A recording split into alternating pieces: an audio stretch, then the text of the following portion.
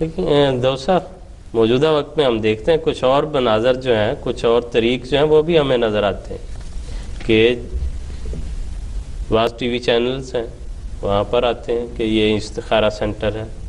یہ on line استخارہ ہے. ٹی وی پر کوئی آدمی بیٹھے ہیں، وہ ان سے پوچھتے ہیں کہ جی آپ کا نام کیا ہے، آپ کی والدہ کا کیا نام ہے، ابا کا کیا نام ہے، اور وہ ان کو استخارہ کر کے بتا دیتے ہیں کہ آپ کا یہ کام کیسے ہوگا، کیا ہوگا. اس بارے میں نے دیکھا ہے کہ دو قسم کے لوگ ہیں، اور یہ سارا کرشمہ کمرشلزم کا ہے کہ ہر بندہ پیسے کمانے کے چکر میں ہے، اور بے شمار لوگ ایسے ہیں جو دین کو ایک ڈھال کے طور پہ استعمال کرتے ہوئے پیسہ بنانے کی فکر میں رہتے ہیں. اور سب سے حیرت انگیز بات جو ہے اس معاملے میں،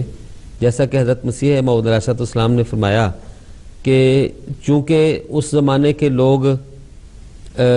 بری عادتوں میں پڑے ہوئے تھے تو ان کو ہٹا کے اللہ تعالیٰ نے اس کی جگہ پہ ان کو استخارہ کا طریق سکھایا، تو یہ لوگ اس استخارے کے طریق کو دوبارہ انہی معاملات میں لے کے انہی خطوط پر استعمال کرتی ہے. بالکل جیسے مہورت ہوتا ہے، شگن ہوتا ہے، بالکل کہ شگن لیتے ہیں کسی چیز سے، فال نکالتے ہیں. بالکل بالکل وہی کیفیت جو شرک والی تھی یا جو کیفیت تھی، اور اس کے پیچھے پیسہ ہے کہ آپ نے پیسہ کیسے کمانا ہے، اور اس کو پیسہ کمانے کا ایک طریق ہے. میں نے کہا کہ میں اس کو اگر انٹرنیٹ پہ چیک کر کے دیکھوں تو اس کا کیا نتیجہ نکلتا ہے. تو حیرت انگیز طور پہ مجھے یہ بات معلوم ہوئی کہ یوٹیوب کے اوپر آپ اگر استخارہ کا لفظ لکھیں گے تو جتنے وہ کالے علم کے ماہر اور جادو والے اور علم کی کاٹ والے جو بزرگان ہیں وہ سارے موجود ہیں یہاں پہ. اب انہوں نے اس استخارے کو بھی ایک ڈھال بنایا ہے، اور وہ کہتے ہیں کہ ہم آپ کا استخارہ کریں گے اور کوئی بھی رکا ہوا کام جو ہے وہ آپ کا نہیں رکا رہے گا، وہ کھل جائے گا. اور عجیب بات ہے کہ استخارے میں تو کہیں نہیں ہے کہ وہ جو کام بھی آپ کرنے لگے تو اس کی راہ جو ہے وہ استخارے کے ذریعے استوار ہو جائے گی، بلکہ وہ تو ہے کہ خیر طلب کی اللہ تعالیٰ سے. اگر وہ آپ کے لیے اچھا ہے کام تو خدا تعالیٰ فضل کرے گا، وہ کام آپ کے لیے آسان ہو جائے گا. اگر وہ آپ کے لیے اچھا نہیں ہے تو اللہ تعالیٰ اس میں روک ڈال دے گا. تو وہ ان لوگوں کا یہ دعویٰ ہے ہی نہیں کہ اس میں روک پڑے گی. وہ کہتے ہیں کہ جتنا بھی مشکل کام ہے آپ ہم سے استخارہ کرائیں تو وہ کام ہو جائے گا آپ کا. دوسری قسم کے لوگ ہیں وہ فال والے ہیں، اور ان کا طریق جو ہے وہ بڑا عجیب ہے. ان کو بالکل نہیں پتہ کہ استخارہ کس چیز کے لیے کروایا جا رہا ہے. شاید ان کو نام کا پتہ ہوتا ہے کہ استخارہ کون کرا رہا ہے. ٹیلی فون کے اوپر وہ بھی ایک انہوں نے طریق اور ڈھونگ میرا خیال ہے رکھا ہوا ہے کہ اپنے نام کا پہلا حرف بتا دیں اور والدہ کے نام کا پہلا حرف بتا دیں. احادیث میں کہیں ایسی کوئی ذکر ملتا ہے بالکل کسی قسم کا کوئی نام سے کہ اس کے نام سے جو ہے وہ استخارے کا کوئی تعلق ہے کسی بھی حوالے سے. اور ان کا طریقہ کار یہ ہے کہ قرآن کریم پکڑ کے بیٹھے ہوتے ہیں اور کھولتے ہیں، پھر جو پہلی آیت ہوتی ہے اس صفحے کی اس کو پیچھے سے جا کے دیکھتے ہیں کہ اچھا یہ کون سی آیت ہے، جنت کے میں جانے والی آیت ہے، جہنم میں جانے والی آیت ہے، کوئی لا کا لفظ تو نہیں آ گیا، کوئی نام کا لفظ یا ہاں کا لفظ تو نہیں آ گیا. تو اس حوالے سے انہوں نے وہ اپنے ذہن میں کچھ بنائی ہوتے ہیں باتیں، اس کے مطابق آیت بھی پڑھ کے نہیں سناتے. وہ ویسے ہی اچھا نہیں آپ کا جو استخارہ ہے یہ بہت اچھا ہے، آپ کا استخارہ جو ہے وہ غلط ہے، آپ اس کام کو چھوڑ دیں. نہ ان کو کام کا پتہ ہے نہ استخارے کا پتہ ہے. تو ایسی باتیں ہیں. دیکھیں حضور صلی اللہ علیہ وسلم نے یہ کام شروع کیا اپنی زندگی میں، استخارہ اصحاب کو سکھایا. اگر اس کے لیے ضروری تھا کہ کوئی اور ہی استخارہ کرے، کوئی ایسا عالم دین ہو کہ جو عالم اجل ہو، صرف اسی نے استخارہ کرنا ہے، تو حضور صلی اللہ علیہ وسلم صحابہ کو نہ سکھاتے، بتاتے کہ میں موجود ہوں تو میری موجودگی میں کر رہا ہوں، کرو گا میں تمہیں کر دوں گا. ہاں جی. تو اس حوالے سے حضور صلی اللہ علیہ وسلم کا جو تعامل ہے، جو سنت ہے حضور صلی اللہ علیہ وسلم کی، وہ اس کے بالکل برعکس ہے. بلکہ انہوں نے اس چیز کو واپس، جیسے میں نے پہلے عرض کیا حضرت مسیح موعود علیہ السلام کے حوالے سے، کہ اس کو اسی طرف واپس لے گئے جو مہورت والی تھی، جو فال نکالنے والی تھی، کہ جو اسلام جس کی اجازت نہیں دیتا، جسے اسلام نے ان کو نکالا. اور جو جیسے ابھی خان صاحب نے وہ ذکر کیا تھا حدیث کا، کہ اس میں باقاعدہ جابر رضی اللہ تعالیٰ عنہ کی حدیث کے الفاظ آتے ہیں کہ کانا یعلمنا استخارہ تھا کما یعلمنا القرآن. کہ اور قرآن تو حضور یہ تو نہیں ہوتا تھا کہ ایک کو سکھاتے تھے دوسرے کو نہیں سکھاتے تھے، یا کچھ حصہ سکھاتے تھے کچھ حصہ نہیں سکھاتے تھے. اس میں تو تواتر تھا، تسلسل تھا، ہر چیز جو ہے بلا تخصیص سکھایا، بلا تخصیص تھا. اس لیے ہر ایک کو وہ چیز جو ہے وہ سکھائی جاتی تھی کہ اپنے ہر کام کو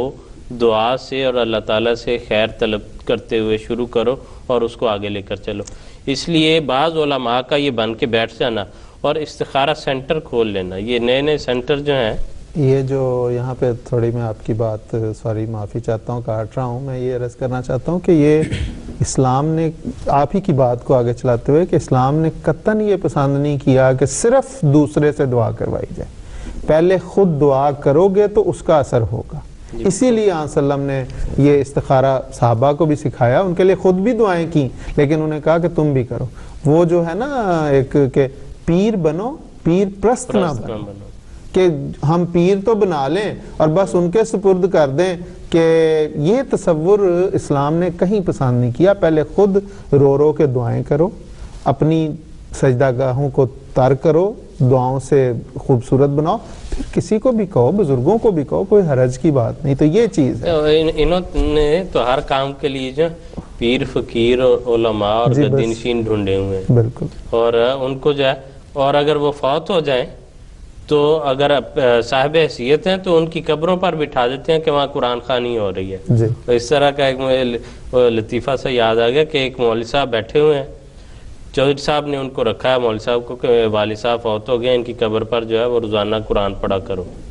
تو وہ آ کے پوچھتے ہیں اس سے کہ آج صبح کا کتنا پڑھا؟ انہوں نے کہا جی میں روزانہ کے 2 سپارے پڑھ رہا ہوں. تو ساتھ ایک آدمی تھا, اس نے کہا 5-7 پڑھا کرو, 2 سے ان کو کیا فرق پڑنا ہے جتنے ان کے گناہ تھے. تو اس لیے جیسے ان کے کام ہے ویسے لوگوں کی جو ہے وہ سمجھ بوجھ ہے. اور استخارے کا بھی انہوں نے اسی طرح کر لیا کہ ہم جو ہے آپ کو کال کے پیسے دیتے ہیں, یا جو آپ کی فیس ہے وہ آپ ہم سے لے لیں, ہمارے لیے یہ کام کر دیں. اسلام نے کسی طرح کے جو ہے کسی جگہ بھی اس طرح کے پل نہیں بنائے ہوئے کہ آپ اب جو ہے ٹیکس دے کے وہاں سے گزر جائیں. یہ اصل میں اگر غور کریں تو دونوں طرف سے یہ غلطی ہے. ایک جو عام مسلمان ہے اس کی طرف سے تساہل پسندی ہے, وہ دین کو خود اختیار نہیں کرنا چاہتا, اور وہ سمجھتا ہے کہ جو مولوی ہے وہ دین کے کاموں کے لیے ہے, وہ اس کام کے لیے ہے. اور دوسری طرف سے مولوی کی خرابی یہ ہے کہ وہ سمجھتا ہے کہ جو عام انسان ہے اس کو میرے کاموں میں اس طرح نہیں ڈالانا چاہیے تاکہ میری روزی روٹی نہ بند ہو جائے. وہ تو ان کو وہاں تک آنے ہی نہیں دیتے نا, وہاں تک جو ہے ان کو وہ روک کے رکھتے ہیں کہ یہ تمہاری فیلڈ نہیں ہے,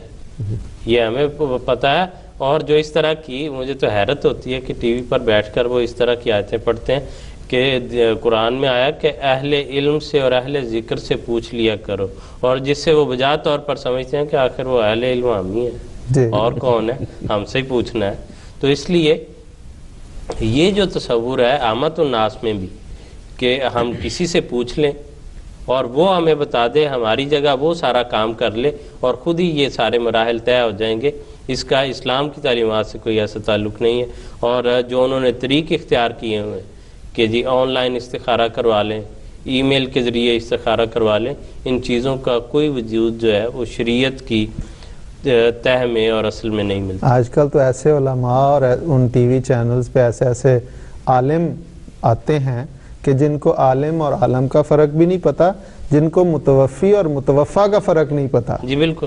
اور وہ جی جانتے ہیں, اور بڑے دھڑلے سے وہ غلطیاں بڑے بڑے ایسے لوگوں کی نکال رہے ہوتے ہیں, ایسے بزرگوں کی نکال رہے ہوتے ہیں جن کی عربی دانی پہ عرب جو ہیں وہ اش کرتے ہیں. تو ان کی وہ, اور خود جب بولتے ہیں تو متوفی اور متوفا کا فرق انہیں نہیں پتا ہوتا, اس لیے کہ جب بغیر اعراب کے وہ پڑھ رہے ہوتے ہیں کتاب, اس پہ اعراب نہیں نہ لگے ہوئے, تو وہاں پہ بھی وہ لفظ متوفا ہے, پڑھ اسے متوفی رہے ہیں کیونکہ ایک ہی سنا ہوتا ہے. اور بالکل, اور لطف کی بات یہ ہے کہ مسئلہ زیر بحث جو ہے وہ سارا توفی کا ہی ہے, اور آپ کو اصل جو لفظ ہے اس کی تو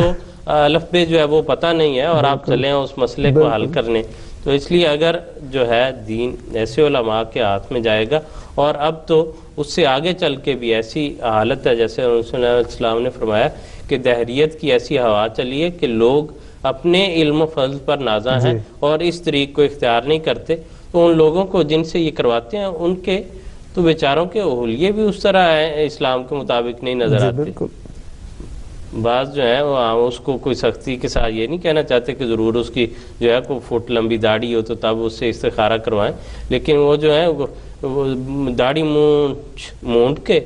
اور ایک ٹی شرٹ پہن کے, میں ایک ٹی وی پر باقاعدہ دیکھا کہ ایک لڑکا بیٹھا ہوا ہے جس کو کوئی جو ہے اس کا نہ دین کی کچھ باتیں سیکھ کے جو ہے وہ بات کر رہا ہو تب بھی کوئی سمجھ آتی ہے، اس کو کوئی پتہ ہوگا، کوئی اس کا اس فیلڈ سے تعلق نہیں ہے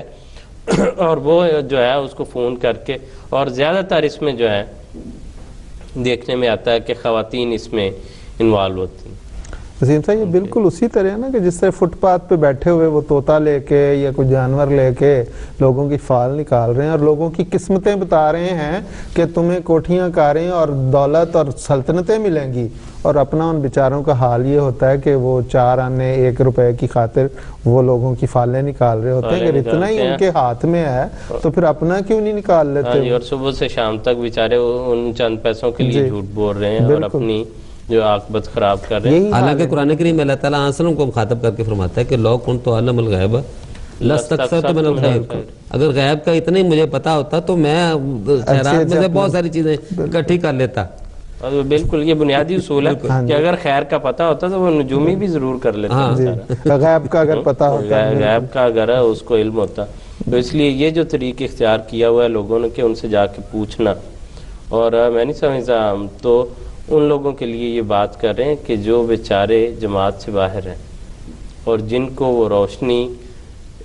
اس زمانے میں نصیب نہیں ہوئی نہ ماننے کی وجہ سے حضرت علیہ السلام کو، اور ناحمدی تو اللہ تعالیٰ کے فضل سے اس معاملے میں ان کے دماغ روشن ہے بالکل اور واضح اصولوں پر قائم ہے کہ کسی ایسے جو ہے وہ عامل کی، کسی ایسی چیز کی ہمیں ضرورت نہیں ہے، اور جو طریق شریعت نے سکھائے ہیں اس کے حوالے سے وہ انشاءاللہ اس کو جاری رکھیں گے۔